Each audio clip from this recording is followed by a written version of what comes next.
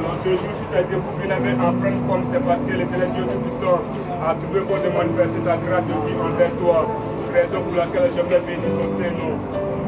En Matthieu chapitre 4, verset 14, Jésus-Christ nous dit: l'homme ne vivra pas seulement de pain, mais de toute parole qui sort de la bouche de Dieu.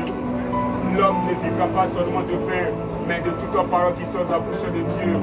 Chers parents, chers frères et sœurs, si en tout temps et en tout lieu, Dieu ne cesse bien aimé de nous véhiculer sa parole, c'est parce que le Tout-Puissant veut que nous puissions vivre. Nous ne cessons bien aimé de courir dans toutes sortes de directions. Nous ne cessons bien aimé de transpirer comme lui pour avoir bien aimé le pain quotidien. Dans ce jour, j'aimerais te dire, au-delà bien aimé du pain quotidien, nous avons besoin de faire recours à la parole de Dieu afin que nous puissions réellement vivre. Alors ce jour, l'opportunité bien aimé t'est donnée, non seulement bien aimé d'écouter la parole de Dieu, mais surtout de recevoir bien aimé la parole de Jésus-Christ de Nazareth.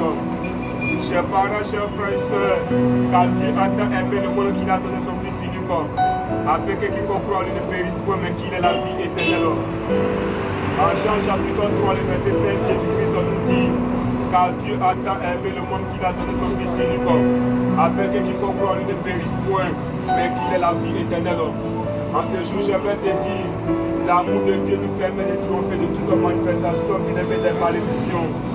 Chers parents, chers frères et sœurs, dans nos familles africaines, nos aïeux ont fait certaines pratiques. Nos aïeux bien-aimés ont adoré des bois, ont adoré des cailloux. Nos aïeux bien-aimés ont adoré certains animaux. Et ces adorations bien-aimées ont exposé nos familles à des malédictions. Malgré tes efforts, malgré tes gros diplômes, tu essaies bien-aimé de tourner en rond. Malgré bien-aimé tes sacrifices, tu essaies bien-aimé d'être toujours au même niveau.